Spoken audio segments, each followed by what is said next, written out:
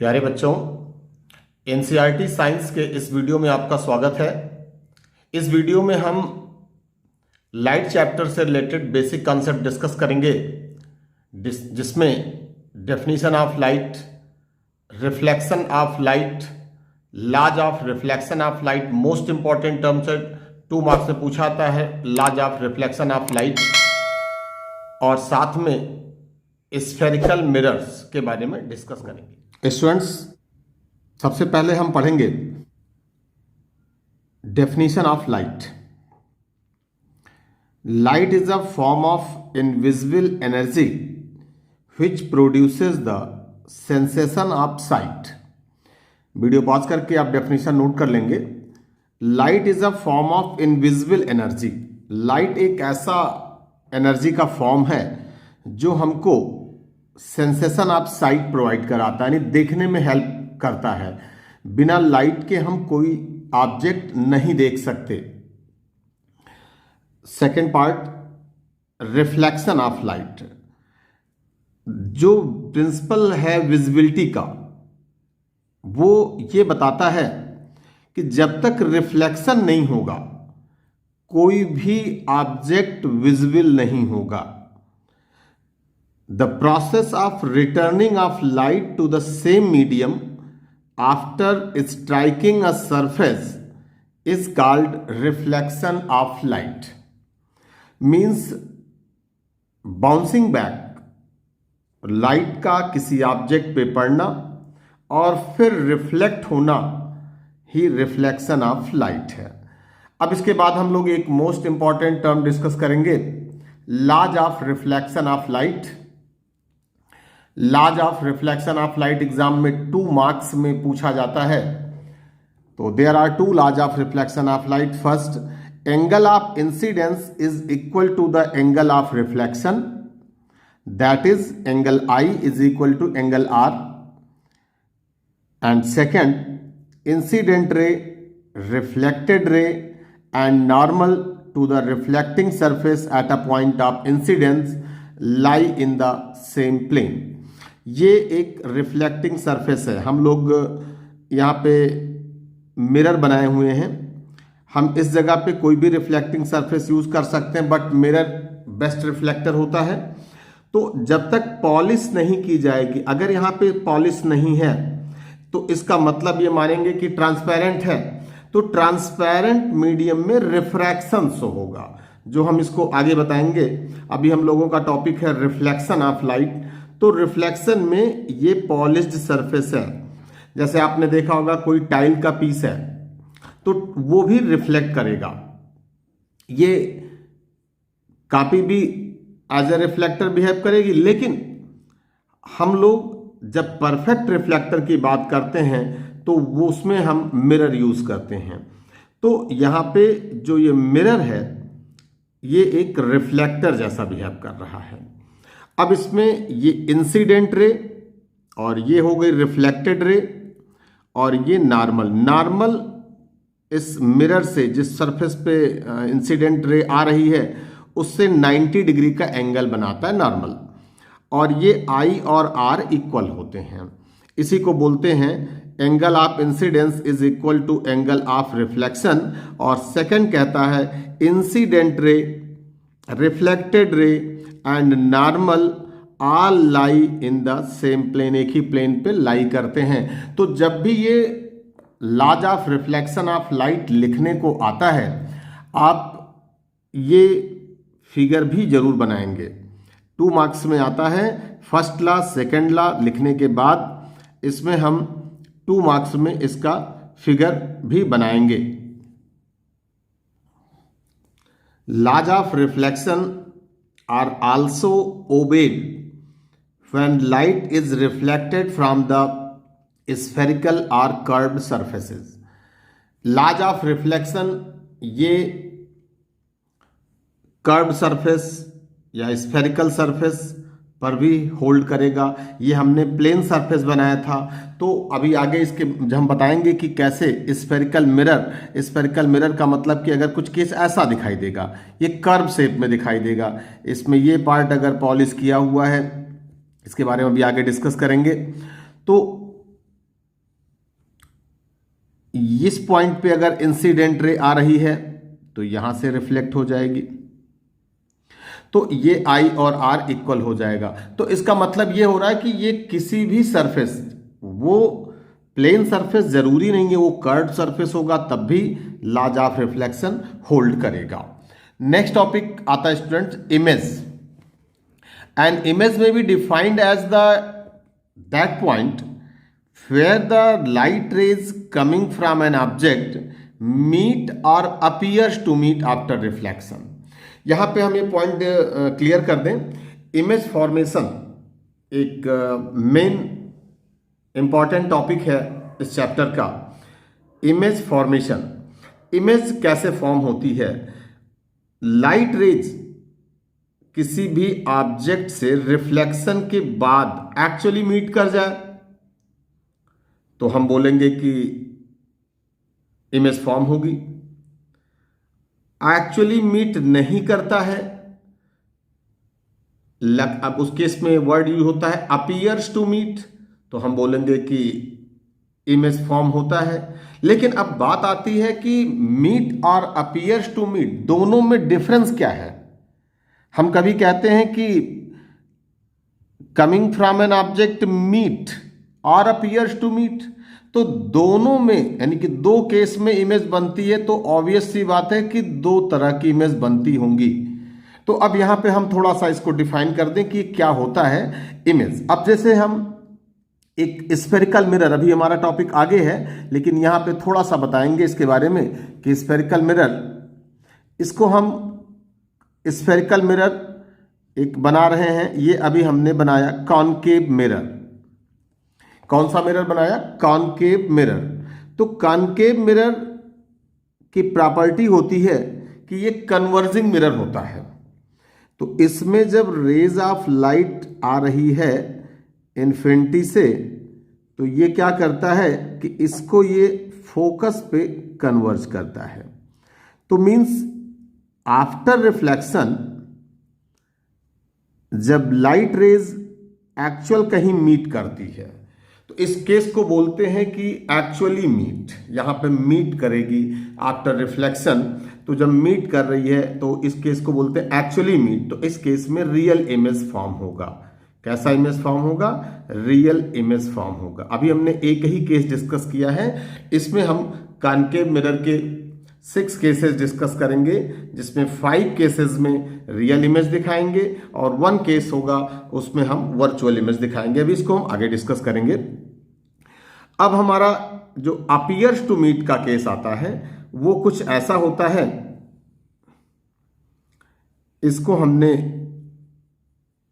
Outside polish कर दिया, इस साइड से दिखा रहे हैं। अब इसके बारे में हम डिटेल बताएंगे। अब इसमें जो पॉलिश किया गया तो रेज ऑफ लाइट आ रही है इन्फिनिटी से, इसमें फोकस इस साइड में होगा और ये कॉन्वेक्स मिरर है। तो कॉन्वेक्स मिरर क्या करता है कि रेज को डाइवर्ज करता है, यानी इस पर आते ही ये रेज डाइवर्ज हो गई, ये इधर चली गई। तो डाइवर्ज हो गया तो इस डायरेक्शन में तो कभी मिलना नहीं इसको। तो ऐसे केस में ये केस बनता है अपीयर्स टू मीट का। तो अपीयर्स टू मीट का केस बनता है। तो इस केस में यहां पे लग रहा है कि मिल रही है लेकिन एक्चुअली मीट नहीं होती है। तो इस केस में जो इमेज बनेगा वो वर्चुअल इमेज बनेगा। तो इस पॉइंट से जहां हमने अभी इमेज की डेफिनेशन लिखी, इमेज की डेफिनेशन में आप लिख सकते हैं an image may be defined as that point where the light rays coming from an object meet और appears to meet after reflection. तो ये तो हो गया इमेज। अब लिखेंगे इसके बाद टाइप्स ऑफ इमेजेस। तो फर्स्ट लिखेंगे real image. When a beam of light from an object actually meet at a point, यहां इसी डेफिनेशन को स्प्लिट कर देंगे 2 पार्ट्स में। When a beam of light from an object actually meet at a point after reflection. then image formed at that point is known as real image. अब दूसरा क्या लिखेंगे वर्चुअल में, when a beam of light from an object not actually meet but appears to meet, split किया गया, then virtual image is formed. अब इसके बाद कुछ पॉइंट लिखने होते हैं, उस पॉइंट को हम बता दें कि कैसे लिखेंगे.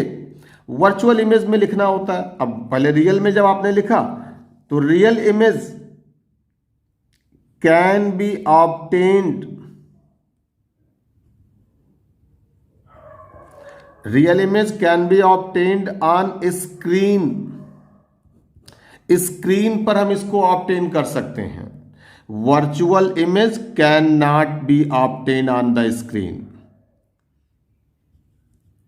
एकदम डेफिनेशन याद हो जानी चाहिए. Can not be obtained on the screen.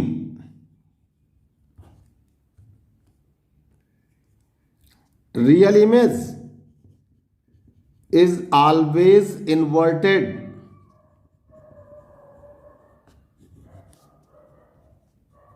Real image is always inverted. Real image always formed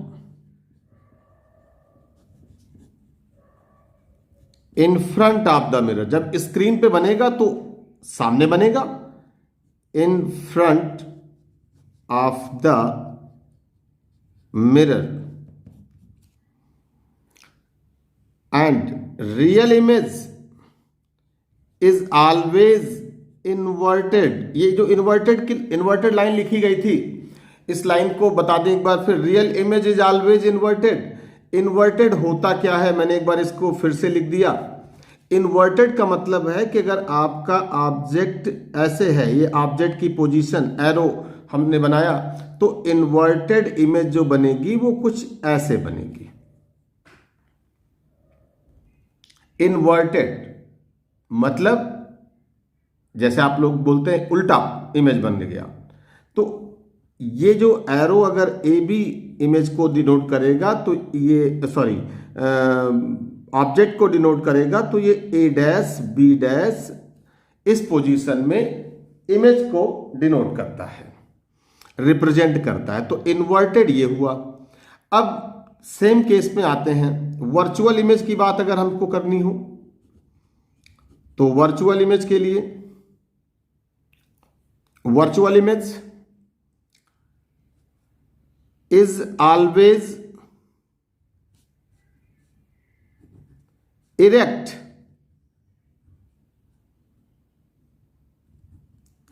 Sidhi image बनती. इरेक्ट का मतलब जैसे अगर ऑब्जेक्ट ऐसे है ए बी, तो वर्चुअल के लिए ये एरो डॉटेड बनाया जाता है, लेकिन रहेगा उसी डायरेक्शन में, सीधा ही बनेगा ए डैश बी डैश. ये बहुत ध्यान देंगे.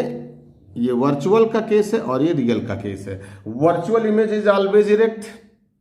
Virtual image cannot obtained on a screen, and virtual image always formed. जहां पे इन्होंने in front लिखा था वहां पे लिख देंगे behind the mirror. Virtual image is always formed behind the mirror. तो स्टूडेंट्स इसमें हम लोग क्या टेबुलर फॉर्म में अगर हम आपको एक छोटा सा काम देते हैं कि right differences between real image and virtual image,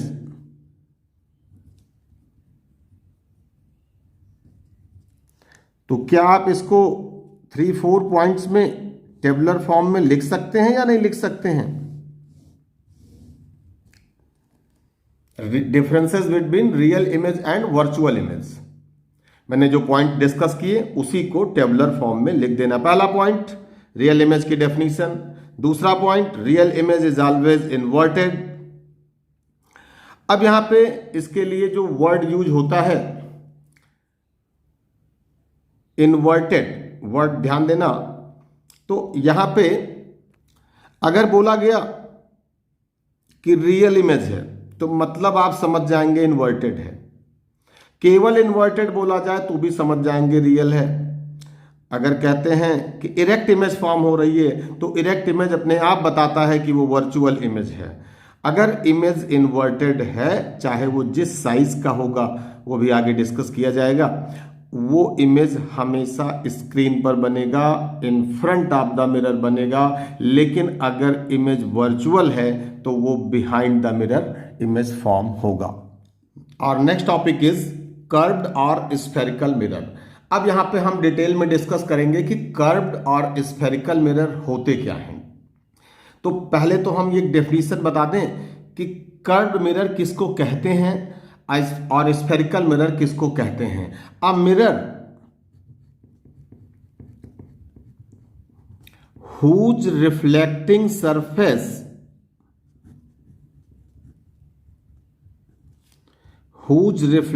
surface is curved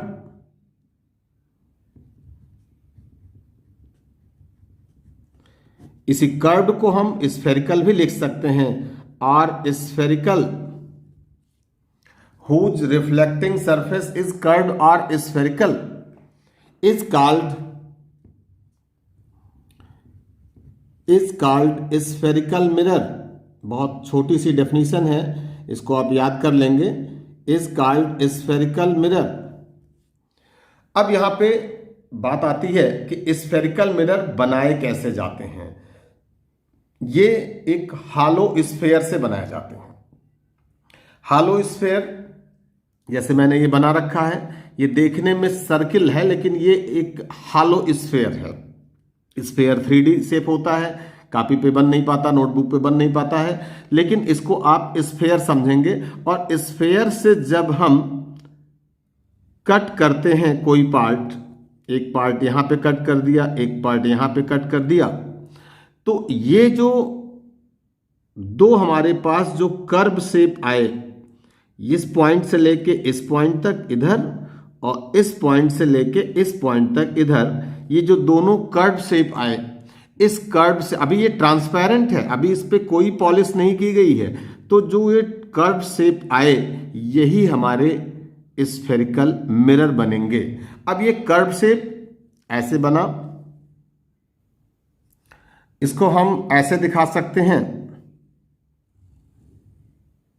एक शेप हमने इधर से ले लिया, दूसरा भी शेप हमने सेम इसी जैसा बना दिया। बहुत ध्यान देंगे इस पॉइंट पे, ये बेसिक कॉन्सेप्ट है। अगर यहां पे चूक हो गई तो आगे समझ में नहीं आएगा, इसको बहुत ध्यान से देखेंगे। अब हम इसके बाद पॉलिश करने जा रहे हैं। तो अभी हम ने किसी पे पॉलिश नहीं किया है, तो अभी हम इसको भी चाहे तो कॉनकेव बना सकते हैं या इसको कॉन्वेक्स बना सकते हैं। ये टोटली हमारा पॉलिश पर डिपेंड करेगा। अब हमने कहा कि इस स्फेयर में थोड़ी देर देख करके हम इसको यहां से ही पॉलिश करना चाहते हैं। यानी हमने कहा कि इस स्फेयर में आउटसाइड से हमने इस पॉइंट पे पॉलिश किया, तो आउटसाइड यानी बाहर की तरफ से जब हम इस पे पॉलिश करते हैं तो बाहर की जो पॉलिशिंग हो रही है ये सेम शेप हम इसमें फर्स्ट वाले को देना चाहते हैं, तो इसको भी हम बाहर से पॉलिश कर दें। तो ये बन गया कॉनकेव मिरर।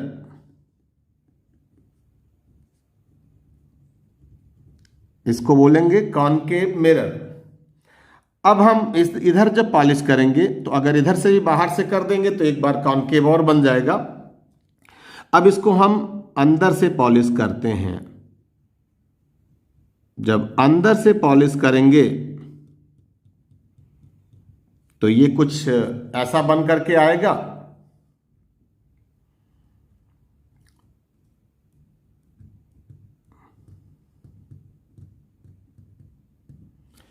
अब ये दोनों पॉलिश में डिफरेंस पता चल रहा होगा। ये बन गया कॉन्वेक्स मिरर।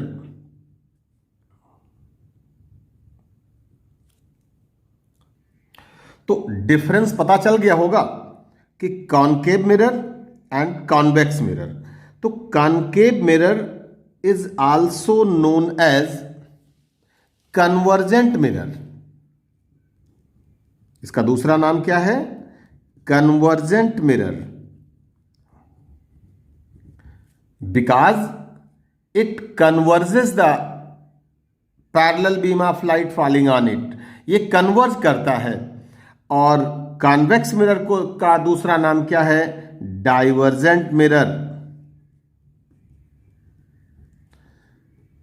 ये लाइट रेज को डाइवर्ज करता है। तो concave mirror and convex mirror. Spherical mirror हम कैसे बनाएंगे? ये एक स्फेयर से कट करके बनाते हैं। अब इसमें और भी बेसिक कॉन्सेप्ट हैं इसके। जैसे अगर हम कभी भी, पहली बात तो आप लोगों को बनाने में दिक्कत ना हो, तो जब कभी भी दो शेप आपको ऐसे मिल जाए, सेम कर्वेचर पे बना हुआ है, तो हमने एक को बाहर से किया। अब ये बाहर अंदर समझ में आ गया होगा, क्योंकि दोनों देखने में तो लगते हैं कि बाहर के ही हैं। हमने कभी इधर से किया, कभी उधर से किया, लेकिन अब हम इसको बाहर का ऐसे बताते हैं कि जिस स्फेयर से कट हुआ है उसका आउटर पार्ट। तो यहां से जब पॉलिश करेंगे तो ये क्या बन के आ गया? Concave mirror. और अब इसको हम इनसाइड पॉलिश करते हैं, तो जब इनसाइड पॉलिश होगा तो ये क्या बन के आएगा? Convex mirror. तो ये हमारा कॉनकेव एंड कॉन्वेक्स। लेकिन आप पॉलिश जरूर करेंगे, बिना पॉलिश के ये गलत माना जाएगा। ये मिरर ही नहीं बनेगा बिना पॉलिश का। अब इसके बाद बात करते हैं कि ये जो पार्ट इसमें हम डिस्कस करने जा रहे हैं, नेक्स्ट पॉइंट हमारा, ये एक स्फेयर है। तो स्फेयर में हमने एक लाइन ऐसे ड्रा कर दी। तो एक बात तो सबको समझ में आ गई होगी कि अगर स्फेयर है तो उसका कोई सेंटर होगा। अगर कोई स्फेयर है तो सेंटर होगा। अब हमने हम जो मिरर बनाना है, जो पीस कट करना है, उसके लिए हम एक सेंटर चूज करते हैं जिसके दोनों साइड वो इक्वल आर्क होना चाहिए। तो इस पॉइंट को बोलते हैं पोल। इस पॉइंट को क्या बोलते हैं? पोल। और सेम इधर भी केस बनेगा, जिस पॉइंट से चूज करना है उस पॉइंट को बोलेंगे पोल। अब पोल, सेंटर ऑफ कर्वेचर, ये इसके दो पार्ट हो गए। अब इसमें एक पार्ट और आता है, फोकस। जब ये मिरर बन जाएगा तो लाइट रेज को ये कन्वर्ज करेगा या डाइवर्ज करेगा। तो अब कन्वर्ज और डाइवर्ज का केस एक बार हम फिर से दिखा दें, इसको फिर आगे और बताना है। जैसे हमने बना दिया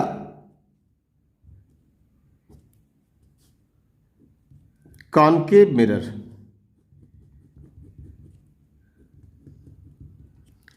और ये इसकी जो लाइन होती है ये एक इमेजिनरी लाइन होती है, और इसको हम लोग बोलते हैं प्रिंसिपल एक्सिस। क्या बोलते हैं? Principal axis. ये पॉइंट P और ये हमारा यहां पर सेंटर ऑफ कर्वेचर। अभी हमने इससे इसको कोरिलेट किया, P और C दिखाया, बाकी और कुछ नहीं दिखाया, P एंड C। अब इसमें हम इन्फिनिटी से रेज ऑफ लाइट आ रही हैं। इस पे फिगर की क्लियरिटी के लिए हमने केवल 2 रेज दिखाए हैं इसमें। और ये रेज क्या करता है कि आफ्टर रिफ्लेक्शन इसको ये कन्वर्ज करता है। तो ये जिस पॉइंट पे कन्वर्ज करेगा वो इसका फोकस होगा। जब हम एक्यूरेट फिगर इसका बनाएंगे तो ये ध्यान देंगे कि P और F की जो डिस्टेंस होगी वही F और C के बीच की डिस्टेंस होनी चाहिए। तो P से C के बीच की डिस्टेंस को हम रेडियस ऑफ कर्वेचर बोलते हैं। इसे कैपिटल R से डिनोट करते हैं। तो R is equal to 2F, एक फार्मूला बनता है, R is equal to 2F, या इसी से लिख सकते हैं F is equal to R/2। Means अगर किसी मिरर का रेडियस ऑफ कर्वेचर दिया है तो हम उसकी फोकल लेंथ निकाल सकते हैं। Are is equal to 2f और R is equal F is equal to R by 2 से। जब बनाएंगे तो इसका ध्यान देंगे कि f और c के बीच की डिस्टेंस इक्वल होनी चाहिए, f और p के बीच के डिस्टेंस, यानी कि f be the mid point of p and c। तो अब यहां पे ये तो इसने कन्वर्ज कर दिया। अब जब डाइवर्ज की बात आती है तो हम कॉन्वेक्स मिरर एक दिखा दें।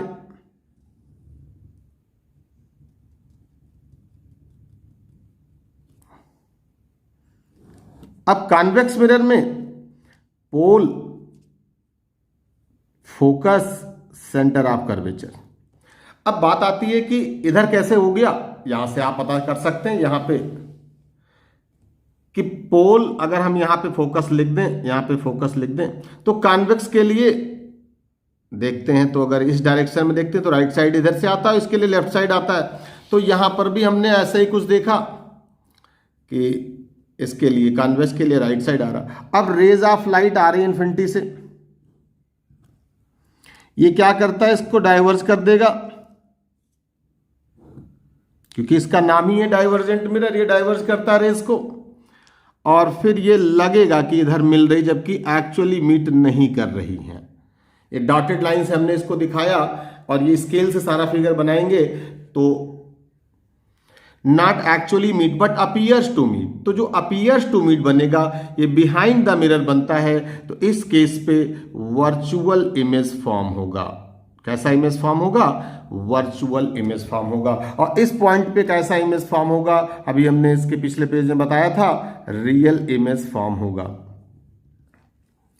तो स्टूडेंट्स, इस वीडियो में हमने स्फेरिकल मिरर के पॉइंट तक बताया है। स्फेरिकल मिरर क्या होता है, laws of reflection of light क्या होता है। अब हम इसके बाद नेक्स्ट वीडियो में बताएंगे important terms related to spherical mirrors. अब उसमें हम डिस्कस करेंगे कि सेंटर ऑफ कर्वेचर क्या होता है, इन सबकी definition, pole, focus, centre of curvature, इन सब की डेफिनेशन क्या होती है, साथ में फोकल लेंथ क्या होता है, ये डिस्कस करेंगे। वीडियो के बारे में कमेंट जरूर करें। Thank you so much.